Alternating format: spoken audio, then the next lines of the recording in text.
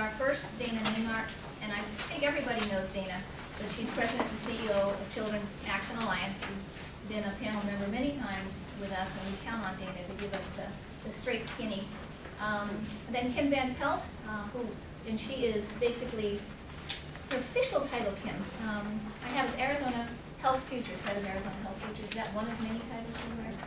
That's good enough? At St. Luke's Health Initiatives, and she'll be covering the impact of the budget on health-related issues. And then we have Janice, and she is Director of Governmental Relations and Public Affairs at the Arizona School Board Association. And she's been down at the legislature for a long time following what's going on there. So she'll be a wealth of information for us. And then finally we have Patrick McWhortor, who's President and CEO of the Alliance for Arizona Nonprofits. And he'll be sharing with us the latest research from their members in terms of how the nonprofits are doing, since so many of them are the service delivery arm for a lot of the government funds here in Arizona. So with that, I'm going to ask Dana to take it away. Thank you. Well, glad to be here. Thank you all for coming in. I feel good energy in the room. Marissa gave us strict instructions when we did our conference call that we are not to be depressing, which is really quite a challenge when we're talking about the Arizona budget. We are going to be realistic and help us all face reality, but we will also be empowering, certainly talking about opportunities. I hope all of you are familiar with Children's Action Alliance. We're an advocacy organization on a whole range of kids issues, and we're a voice for children and families both at the state capitol and in the community. And since we're at the Grantmakers Forum, I will note that we do rely on foundation grants, and thank you. Many of you have generously supported us over many years, and we really appreciate that. We also rely on individual donations. The Arizona budget. I'm going to talk about one specific area, and then I'm really going to move to the big picture, and the other panelists will highlight some of the specific issue areas. You have two handouts at your table from us. One is our legislative report card that is hot off the press, which is called Who's for Kids and Who's Just Kidding.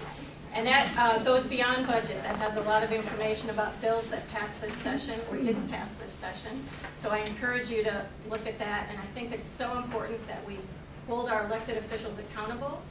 They all campaign and say they're for kids, and now it's time to look and see who really was. The other handout is our budget chart, and that's the one with the red and green arrows.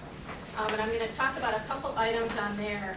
You'll notice that we highlight a variety of kids issues, but that we also have in this chart some of the big picture issues. So some of the other places where funding is going, like tourism, like prisons, like rainy day fund, because as you know, that is all interrelated, and we can't do our job for kids if we don't understand the whole pie and where everything is going and how it's coming in. So we feel very responsible to look at that big picture. The first two items on the budget chart have to do with child protective services. And this is an area that thankfully is getting a lot of attention in the media, and it needs to. And honestly, our CPS system is in crisis, and our communities are in crisis in many ways, which feeds back into CPS. Just to give you one example of what I mean by in crisis, there are more than 10,000 reports that came in during 2011, the second half of 2011, that as of February of this year, the investigations had not been closed. 10,000 reports. Now, we don't know if those kids are in danger. We don't know if anybody's been out to see them or not. We don't know what the situation is. 10,000. That is very, very frightening. And you would think of all issues in the state that would be one that our elected officials would feel responsible for, is keeping kids safe from abuse. Unfortunately, that is not the case generally at our state legislature. Now the first green arrow, so green means money was invested or added into the budget. There was some money added to Child Protective Services, the first item there is $42 million. Now this is something we fought very, very hard for with many partners in the community. And I wish I could say it's going to move us forward in protecting kids. It does not. It keeps us where we are today in this crisis mode that we're in. That is because it is replacing federal dollars that Arizona is losing. And we're losing those for a variety of reasons that are too detailed to explain right now. But the governor did recognize that and put into her budget that we needed to replace those dollars with state funding. If not, that is the same as a cut to CPS, a cut of $42 million. Now, the governor fought very hard for this, and many folks in the community fought very hard for this, and it was not easy. The legislature, the legislative leadership really had no interest in doing this. In the end, they did. They found a balance in some other fund. It was not general fund, and they did put that money in. So we are very relieved. It's not something we're really celebrating, but we're very relieved that that's in there, and we're not going backward on CPS.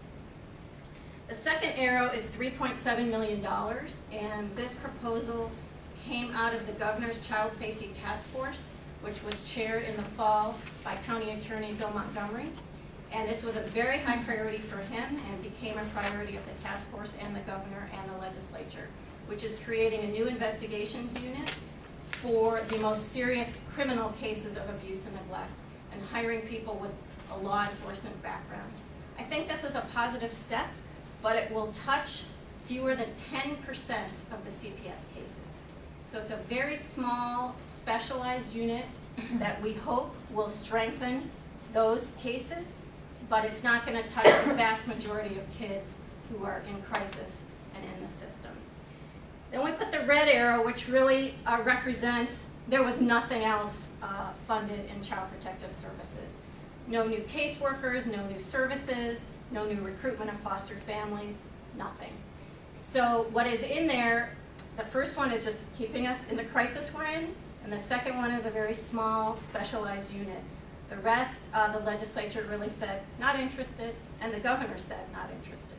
So that's something I'm very concerned about going forward, and affects, obviously, families in many, many different ways. Now, I'm going to talk a little bit about the big picture. Our Senate President, Steve Pierce, and Speaker of the House, Andy Tobin, started out this legislative session in January. Maybe you have heard them say this, saying, we are going to do a budget with no restorations, no new cuts, and no new funding. And they very proudly reiterated that all session, and at the end, they've been bragging about that.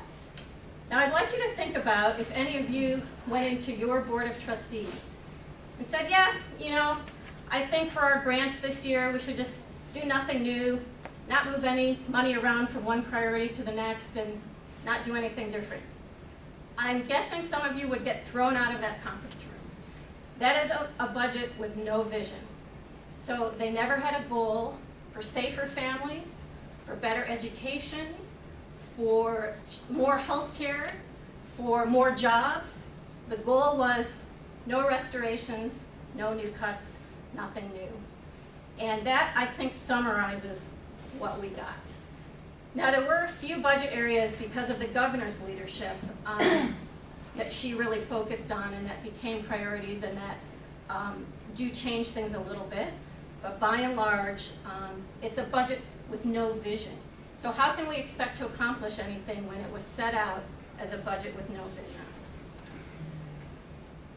Now, in the end, they did do some fund sweeps. One of their goals at the beginning was no fund sweeps. They did one that you probably have heard about in the media that I think is particularly important to mention. So on the very last day of the legislative session, they voted on this budget that sweeps funding from what's called the Mortgage Settlement Fund, which was a settlement of a lawsuit by many attorneys general across the country. And the money is supposed to help struggling homeowners to prevent foreclosure. And the legislature swept half of this fund. So they're literally taking money away from struggling homeowners. Now, also on that last day of session, they passed a series of new tax cuts, one of which is a capital gains tax cut for individuals, which only helps 8 out of 100 Arizonans, and you can guess who those 8 out of 100 are.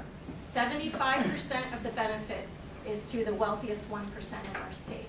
So very literally in one day, they took money from struggling homeowners who could lose their homes and gave it away to the top 1%. And that, I think, encapsulates the priorities that are being enacted. I don't think those are the priorities of the state. I don't think those are the priorities that advance the goals that each of you have in your organizations. I don't think they are the priorities that match what Arizonans want for our future, but that is what we have. So I'm going to just mention a little bit about this. What they talked about a lot throughout session was we have to save up money. We can't spend new money. We have to, in fact, we have to save money up because we have a budget cliff coming, which is true. And they talk about the budget cliff in terms of the temporary sales tax expiring and the costs of Obamacare. There's another part of the cliff that I'll talk about that they don't mention, but this really shows you the cliff. So these are the legislature's own numbers. This is from the Joint Legislative Budget Committee that shows in the current year and the very next budget year, fiscal 13, surpluses. Now this is based on, this doesn't include one-time revenue or one-time expenditures. It's what they call the structural surplus or deficit. So we've got surpluses, but in just starting in fiscal 14, and then it gets worse, we have deficits again. So they did save up some money in the rainy day fund in these years above the line that then they're going to spend. They're going to use it all up by the middle of fiscal 15, and then that rainy day fund will be gone. So the budget cliff is coming, which we really need to recognize and plan for all the things we're working on. The budget cliff is coming. It's virtually here. Now, the other point I want to make, and this relates again to the tax cuts, much of the budget cliff is our own decision. It is our own decision about what we do with tax policy. And what these arrows represent is the tax cuts, only the tax cuts that were passed last legislative session and this legislative session. So I'm not even talking about the tax cuts that have been passed for the last 20 years, just these 2 years, and the tax cuts phase in over time. So this is, again, the legislature's own numbers, the money that will not be in the general fund because of the tax cuts past those 2 years. And you can see by fiscal year 19, it actually grows to $685 million. It is not a small number. Now that means $685 million that will not be there for children's health care, will not be there for child protective services, will not be there for struggling homeowners, will not be there for tourism or economic development or corrections or any of those priorities. That is money that is gone. Now remind me to come back to this when we talk about the opportunities for the future, because I have a secret I'll tell you that does represent an opportunity going forward. But I think it's important to point out one number, and so if you just remember one number from today, I hope it will be this one, that in fiscal year 15, so the fourth arrow there, that amount from the tax cuts represents 60% of the projected deficit. So more than half of this deficit we are bringing on ourselves by what we did just last year and this year. So it is in our hands. And I'll leave it at that. Well, you get to follow. So she said she wasn't going to be depressed. Yeah. Hello, everyone. I'm Kim VanPelt. I'm with St. Luke's Health Initiatives. We're a public foundation focused on strength-based community development and Arizona health policy issues. I have the joy of talking about what happened related to health care on this past legislative session. First of all, I just want to thank Dana for her great overview. I think it's really important as funders to really understand what's happening in terms of our state budget, because ultimately it'll have an impact on our investments that we make in our community. So this is a very important discussion. As I was thinking about what happened this last legislative session in terms of health, at first glance I thought, oh, this will be easy because a lot of the issues that have been discussed in the media and that have been touted by policymakers relate to health. There's been a lot of discussion about some improvements and new money that have been put into the area of health care by policymakers as they try to portray us on the road to economic recovery. There's also been a lot of national headlines as Arizona makes some policy changes in the area of health care. However, the more that I thought about it, the more that I became convinced that the real story of what happened this legislative session is not based on what the legislature did, it's based on what they did not do, and I'll talk some more about that. So let me begin by highlighting some of the frequently discussed policy changes. Many of these changes are indeed positive in nature. For example, this past legislative session, there were new dollars put into behavioral health and developmental disability providers who saw rate increases. These rate increases essentially will help them better provide services for some of our state's most vulnerable citizens through our state's Medicaid program access. There was also an infusion of new dollars included in our state budget for the seriously mentally ill. Those who may have been tracking this issue over the last few years may know that funding for those who do not qualify for Medicaid program or our state's access program has been cut dramatically in recent years. So there are new dollars that will really help people with serious illnesses such as schizophrenia who don't qualify for access. There was also new money included for emergency departments and trauma services in rural areas. And the legislature even made policy changes that will give women with breast or cervical cancer greater access to paid treatment. The legislature even passed a new child safety law requiring children to be transported using a booster seat to prevent motor vehicle injuries and deaths among children. Other policy changes that occurred this year were more controversial. There were multiple bills that were passed limiting access to contraception and abortion. Many of these bills made national headlines.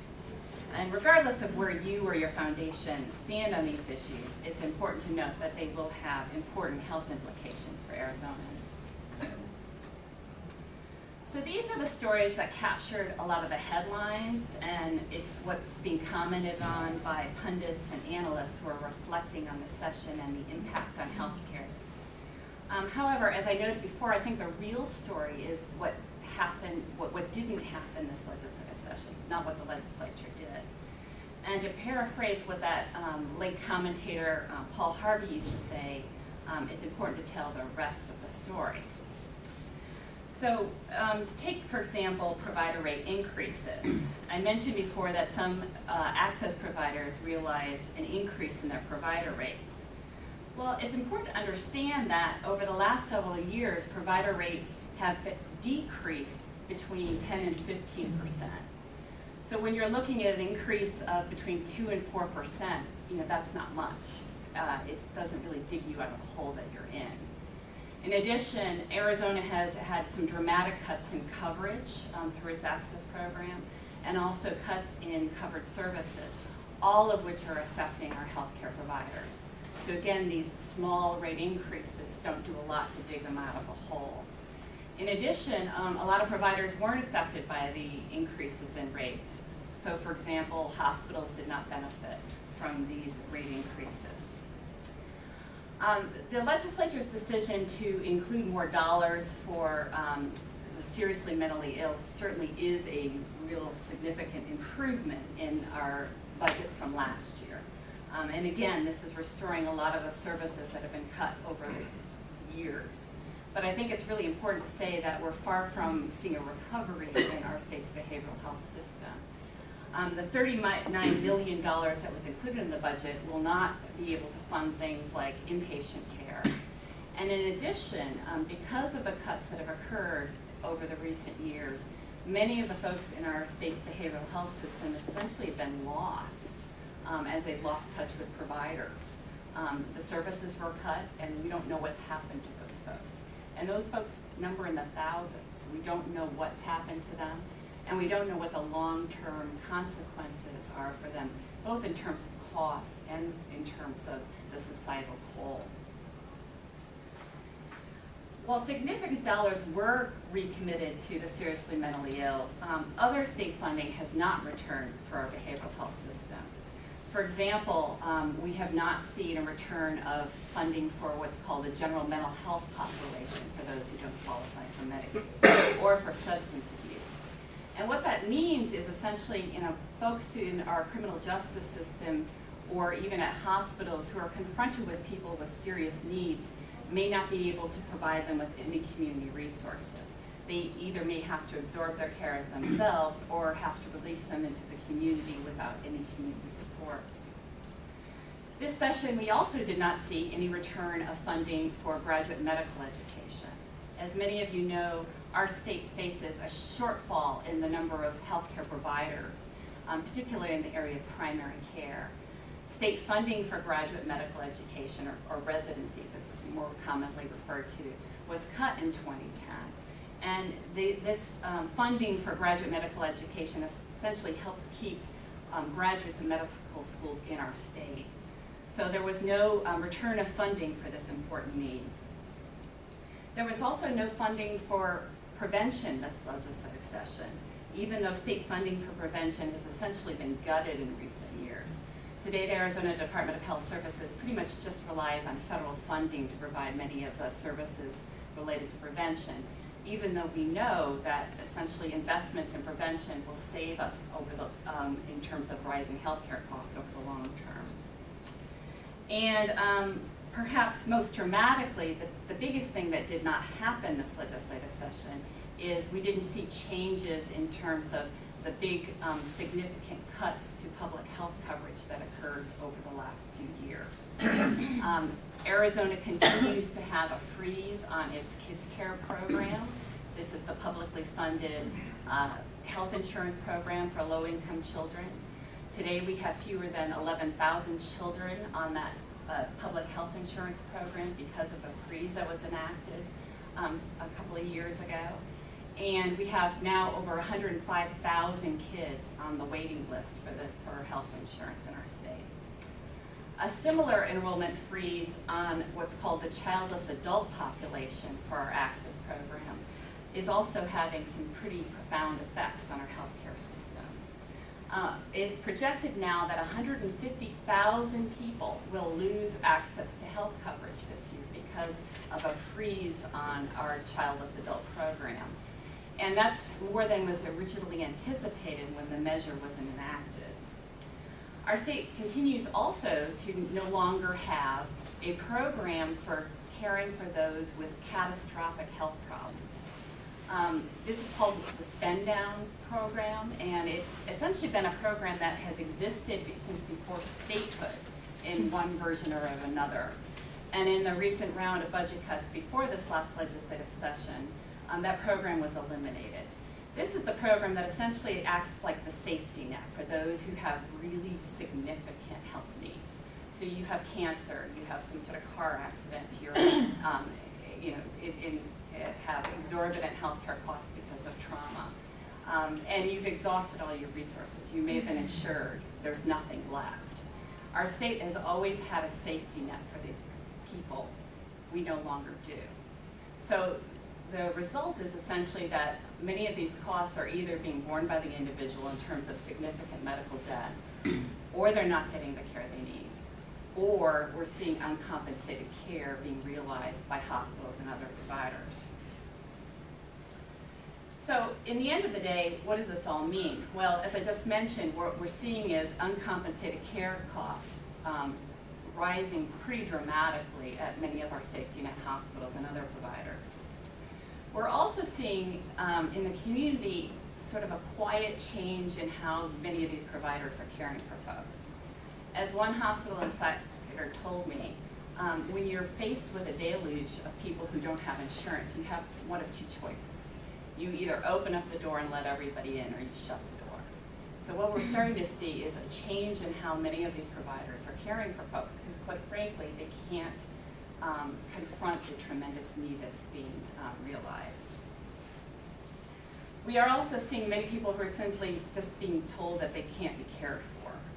There's this lore out there that everybody gets care one way or another, and certainly federal law requires those who qualify for emergency services to be able to get care through an emergency room. But things like ongoing cancer treatment, et cetera, you have heart disease, that type of profound healthcare need will not be addressed if you don't have coverage. And that's the reality that we're facing. So we have some big health issues that still need to be confronted. And like Dana said before, you know, I don't see any vision out there about how we are going to address these tremendous needs. We also see, you know, just huge cuts in terms of how many dollars are being devoted to our healthcare system in general. You know, when I talked about the health coverage and the cuts to our state budget related to health coverage that have occurred over the years, it's important to understand that in our Medicaid or access system, every dollar that's cut is accompanied by a $2 to $3 match in federal funding that is lost.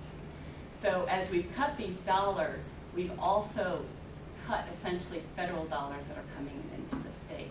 So just this year alone, you can expect $1.5 billion less in funding due to state and federal cuts. Now, you know, I don't know about you, but as a funder, I just can't figure out how you're going to make up $1.5 billion through philanthropy. So we all have a real challenge ahead of us, and it's trying to figure out how do we address the significant needs that are before us? How do we think creatively about this? And how do we start addressing our big public policy problems? Thanks.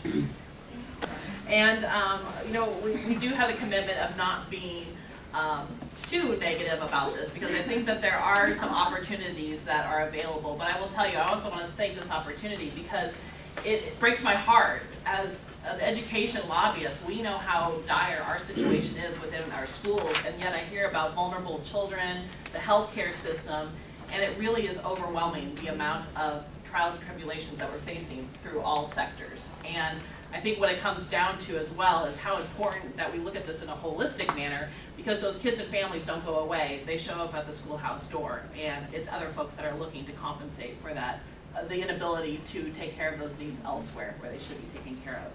So Dana did a phenomenal job of kind of giving an overview, and Kim talking about healthcare, and Dana had put together a great sheet about education, children, some of those other items. So when you have the best, why reinvent it? So I'm going to kind of talk about some of the items that happened in fiscal year 13, but I also want to give some context, because fiscal year 13 I think really masks what we're dealing with within the education world. Education's about 50%, just under 50% of the budget. And when I say education, that's community colleges, K-12, and universities. K-12 education is about 42% now of the state budget. So we are the largest investment that the state makes into one sector. And we consider it an investment, not a spending of resources. But because of that, that's where a lot of focus goes on in the legislature. And K-12 education since fiscal year 2008 has had $1.6 billion worth of cuts to it. So when you think about that, it is an extraordinary amount of issues that K-12 education is going through. And the reason why I want to give that context is because we actually did see investment in education in fiscal year 13, but it pales in comparison to what we actually need. And for education in the budget, there's really two sectors. There's what happens in the classroom support services, as well as the capital services. I'll do the capital items first because there's really not a lot of funding going on any longer. Back in 1999, the state settled a lawsuit that claimed that there was such a disparity between the school buildings that it was unfair, that there was unfairness in the amount of facilities that kids were exposed to. That was settled in '99 with legislative measure called Students First that settled Roosevelt versus Bishop. And what it said is we had to bring all schools up to standard. We spent $1 billion to bring schools up to standard. And then there was a mechanism in order to deal with new construction of schools as well as keeping those schools up, so that that investment didn't go by the wayside after making that large investment. For the past 5 years, we have not seen funding of that. There's been a moratorium on new school construction, which you might think sounds reasonable since the state is not growing like it used to, but there are sectors that are growing. And I'll tell you, the biggest issue that we are facing is the lack of maintenance funds. Because now we're, about 15 years down the line, roofs are starting to need to be replaced, or at least new coatings put on. Air conditioners are starting to look for a replacement process. So if you start thinking about not investing in the maintenance of those school facilities, you're not only talking about a poor investment by the state, seeing $1 billion not being used well, but you're now talking about safety issues that are going on within the school community. The legislature gave $15 million for emergency measures. But as you can imagine, emergency measures means that the roof is going to cave in on a classroom, so please help us.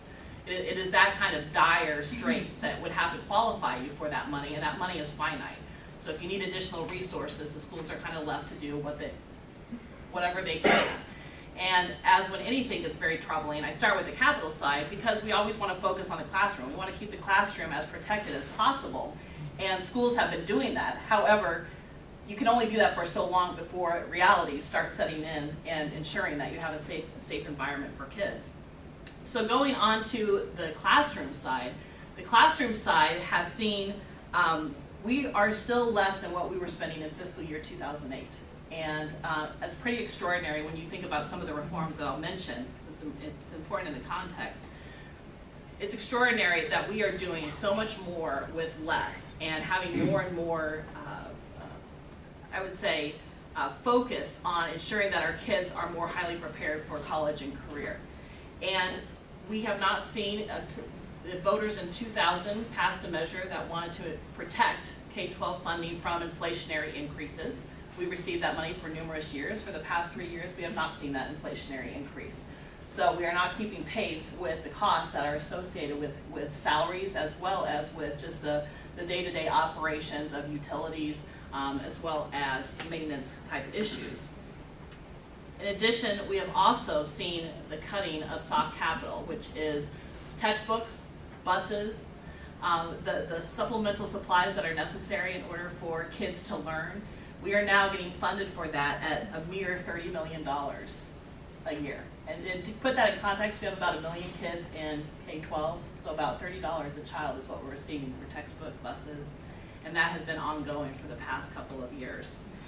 I think 2 areas of investment that happened that I want to point out, and K-12 is kind of, there's an expansive version, so I'm just going to kind of hit some of the high points on it. 2 areas of investments where I think there's a lot of opportunity for you to partner is, one is $40 million has been invested into the K-3 reading program.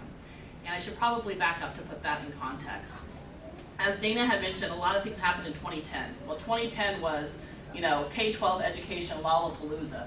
We saw an amazing amount of policy take place. You saw measures like Move On When Reading, where 3rd graders had to be retained if they're not meeting grade level proficiency.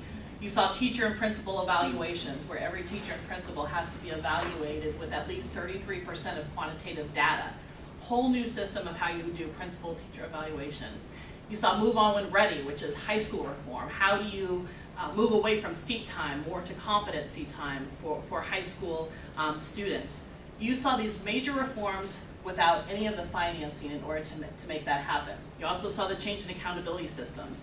We're moving from a different formula of how we evaluate schools, as well as how we label schools. Rather than a verbiage label, we got an A through F label. All that happened in 2010 without the financing to do so.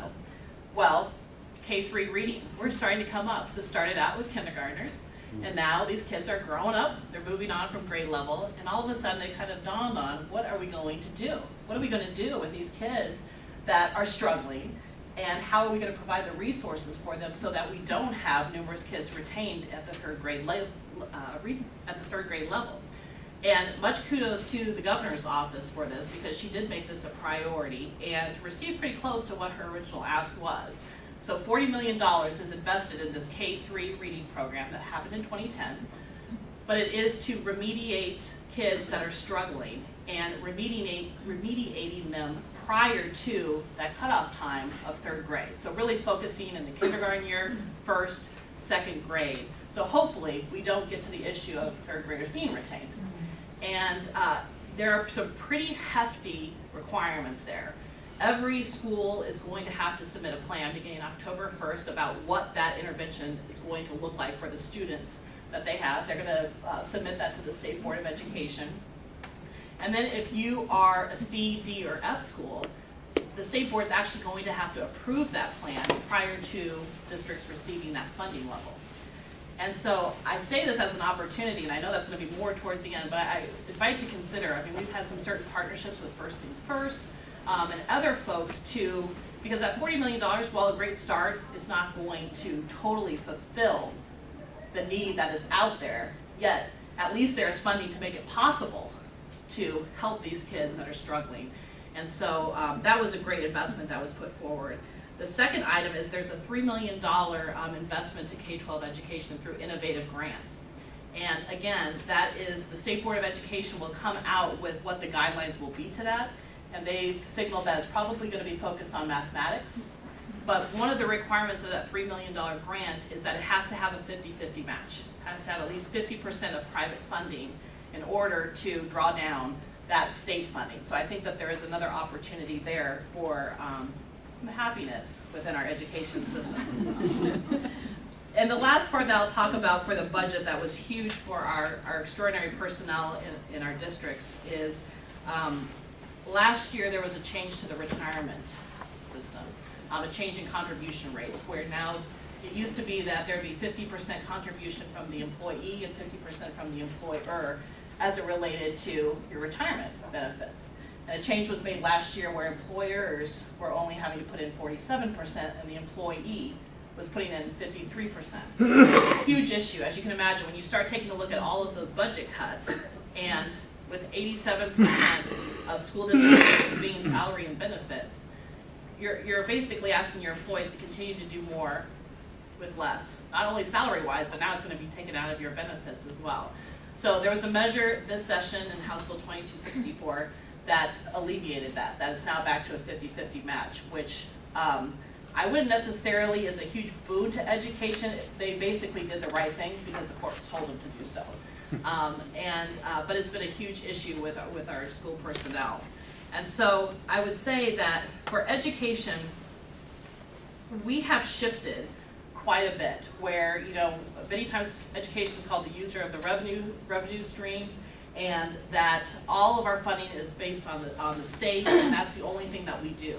But I think there's been more and more pressure to do more with less, and that schools are becoming more innovative and working with the philanthropic community in order to supplement those needs and to make sure that kids do not suffer for bad adult decisions. And so there's folks in this room. I know Jackie's here with Rodell, has a great program with math supplemental materials, as well as some of the teaching and principal programs. You also have some of the county service agencies that are helping to promote innovation within our school systems. First Things First, which has really helped the K-12 system as it relates to K-3 reading. So you're starting to see more of collaboration, I think, within the community to try to address the needs that are happening in education, because I don't think we can rely on the state budget as much as we used to, and we're now having to make sure that kids don't suffer. And because of some of the things that Dana and Kim have talked about, our kids are coming with more needs that we, frankly, in the education world are not equipped to address. And so we are having to partner in order to get those items addressed into the future. Actually, I'm going to go very briefly off script. Sorry, Melissa. She's very fearful at this moment. By the way, thank you for allowing me to be the token male on the agenda. But actually, I wanted to share a couple of sometimes translating all of these big picture policy things into personal stories is helpful. So I consider myself to live a pretty good life. We're in the community that's not suffering. Most of you probably in that same boat. We know there's a lot of folks who aren't in this room that are struggling with these things, and yet some of the things I heard about, our lives are touched. So my nephew, my 23-year-old nephew, is one of those 150,000 who could not qualify for any state assistance. Is now he works in the restaurant business. He's not gone to college, and he is suffering with about a $350,000 debt because of an illness earlier this year, and faces a very bleak financial future. And so we've seen that in our own family, what happens when these kinds of programs are not available. I don't know if it has anything to do with the facilities issue, but we were at our son's 8th grade promotion ceremony last night, and that air conditioning was not working. It was a long ceremony. Very long ceremony. I don't know if there's a connection, but so anyway, these are real. And my wife is a high school teacher as well, and we suffered the 53% thing last year. So I think that's the story here. All of these things impact all of our lives, people we know, and it doesn't take long for you to reach out, listen, and pay attention before you realize that. So my job is to share with you how that affects the nonprofit sector as a whole. And I think it's important to remember this context you've heard from everybody here today, which is this is a 4-year story. So I know we're here with this year's budget as the centerpiece, the new information as it were, but you cannot tell the story without looking at what's happened over the last 4 years. And I want to do a context for this. Oops, I guess here we go. I brought only one slide. I really should have brought another slide to go with that. I remember later. I'll tell that story in a moment. But It's a good slide. this is actually always something we try to remind people who don't understand how nonprofits are funded collectively. Now, this is the big picture for all nonprofits nationally, the nonprofit sector as a whole. When you break down health and human services organizations, education groups, arts, community, and so forth, the numbers look different. But the overall picture is this, and obviously we've highlighted for you in red the significant funding that comes from government grants and contracts.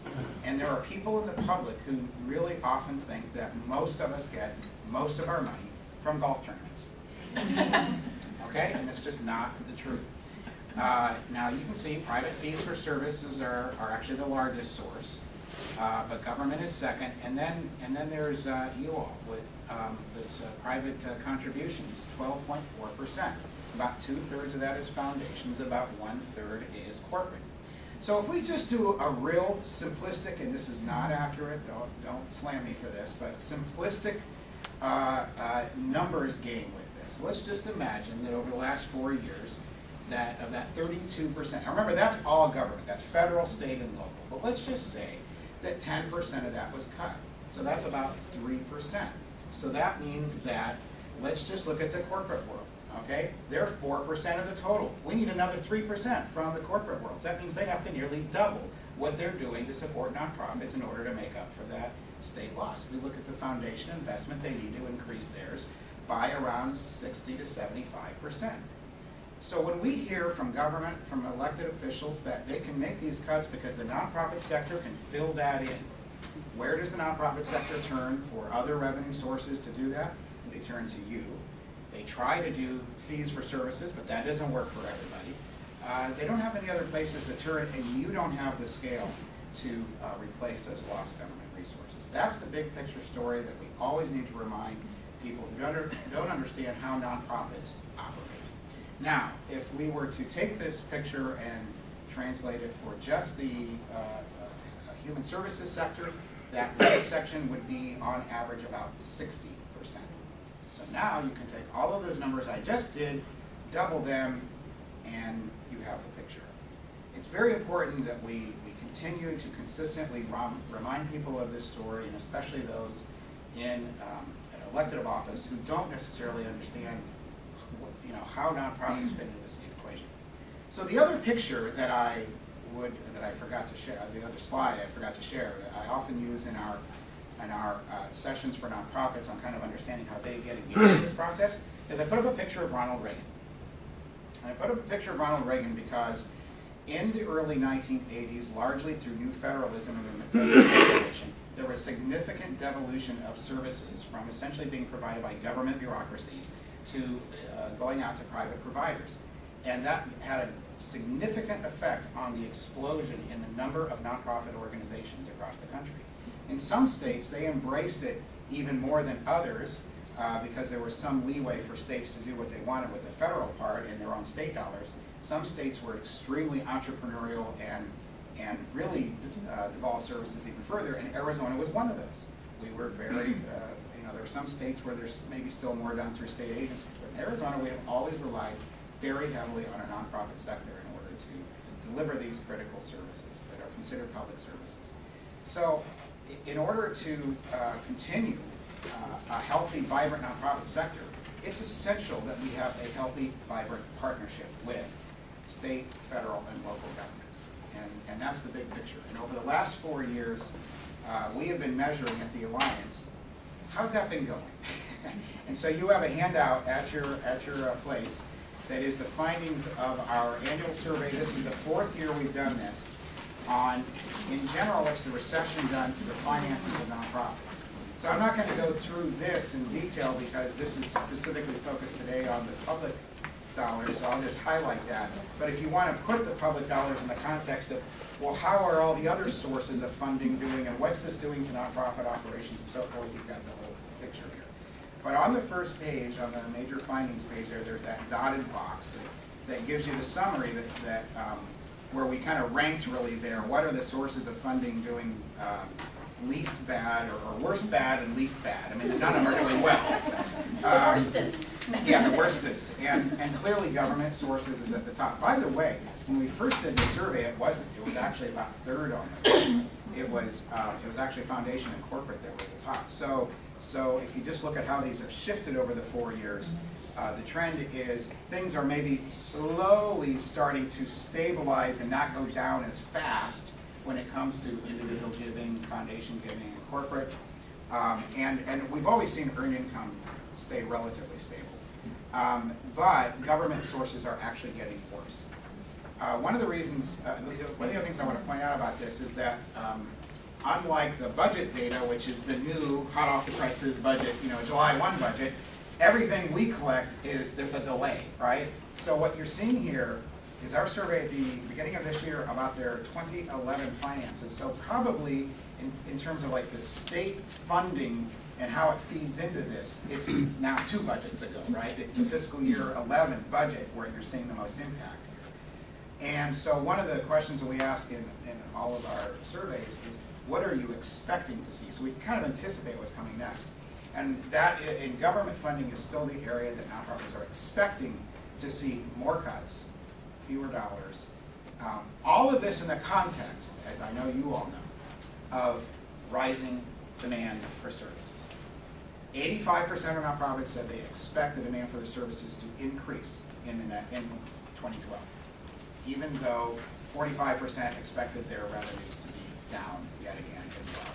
68% of nonprofits provided more services to more people in 2011 than they did in 2010, and are expecting that trend to continue in 2012, even though their deficits are still there from a funding standpoint. And we're concerned over the long run, and that's why we call their support borderline, is we're kind of on that line where that cannot be sustained. They can't sustain deficits year after year, and these funding trends can't continue, and the services continue to be provided and organizations continue to survive. We're seeing how are they responding in many ways, more and more collaboration and or consolidation, mergers in the sector. We've been seeing this in the data for 4 years, that about a quarter of organizations say they're in serious talks with other organizations about partnerships or mergers.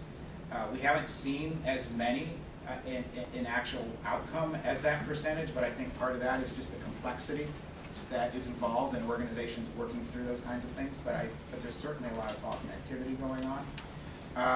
But I want to put out there, and this is sort of a preface to the later segment, we're going to talk about some other issues. I think when it comes to all of that, the collaboration, mergers and all that may happen, but fundamentally, we need to take a look at this partnership that we have with government. We did our annual meeting last year, we called it the new.org. There's this new normal that's coming. We don't know what the new normal is, by the way, yet. We know the old normal's gone. We're in the abnormal right now. And the new normal's coming, but we just don't know what it looks like. But whenever we get there, nonprofits are going to have to look different. We're going to have to act different. We're going to have to be funded differently. Things will have to be new. So we've called it the new.org, so people are thinking about how do we change the way we're doing business. Well, I believe that we need a companion initiative, the new.gov. We need our government partners to be thinking just as creatively and innovatively. Ronald Reagan got us into this together. I know I'm simplifying that, but you get the point. We got into this together. We've been in a mess together. Let's get out of it together. And so I will talk later about some opportunities that from things that have happened in other states and that are already happening in other states to reinvent the way this government nonprofit partnership looks. And then ultimately, I think the philanthropic community should be key partners in figuring out as well, because you are an important leveraging part of this funding mix on the dollar, and you should be involved in it. Super duper. Well, how about first round of applause? There'll be more panelists.